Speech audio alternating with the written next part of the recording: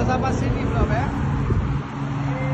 Taman Anjung, Sungai Tas, Alor Gajah, di East Melaka, Abang Mai geng.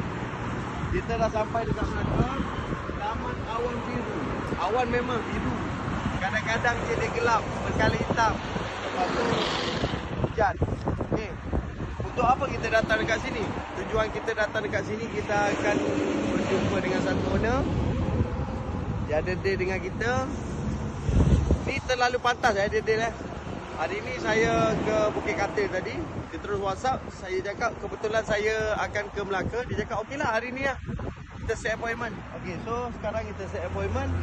Dia nak buat renovation dan juga full kabinet lah. So kita tengoklah sekejap lagi sama ada